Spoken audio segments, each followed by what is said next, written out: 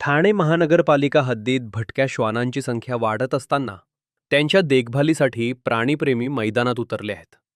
सर्वोच्च न्यायालयाच्या स्पष्ट आदेशांची अंमलबजावणी होत नसल्याचा आरोप करत राष्ट्रवादी काँग्रेस, शरदचंद्र पवार गटचे जिल्हाध्यक्ष मनोज प्रधान यांच्या नेतृत्वाखाली प्राणीप्रेमींनी आयुक्त सौरव राव यांची भेट घेतली. यावेळी भटक्या श्वानांच्या निर्बीजीकरणासाठी स्वतंत्र अर्थसंकल्पीय तरतूद, निवारा केंद्रे, अन्नछत्रे आणि प्राणी आरोग्य केंद्रे उभारण्याची मागणी करण्यात आली. निर्बीजीकरणानंतर श्वानांना मूळ ठिकाणी न सोडण्याबाबतही चिंता व्यक्त करण्यात आली. वागळे इस्टेटमधील निर्बीजीकरण केंद्राची मर्यादित क्षमता आणि निवारा केंद्रांचा अभाव याकडे लक्ष वेधण्यात आले. तसेच श्वान स्मशानभूमी 2 सत्राट सुरू ठेवण्याची मागणी करण्यात आली.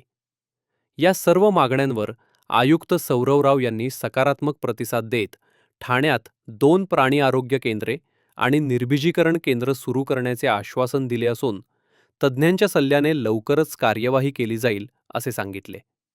या बैठकीला अतिरिक्त आयुक्त आणि आरोग्य विभागाचे अधिकारी उपस्थित होते. 2 दिवसापूर्वी आम्ही सगळे प्राणीप्रेमी आहोत.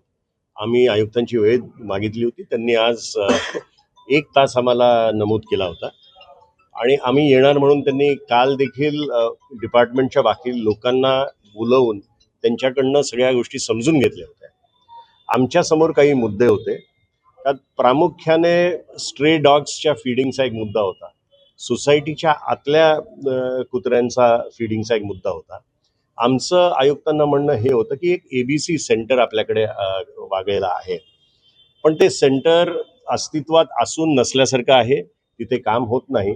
आम्हाला फेज वाईज स्ट्रेस जर कमी करायचे असतील तर त्याची नसबंदी कशी करायची आणि आज जर ती आपण सुरुवात प्रॉपरली केली तर एक 7-8 वर्षानंतर हा स्ट्रे डॉग्सचा विषय आपणहून संपेल, हे अशी आमची मानसिकता होती.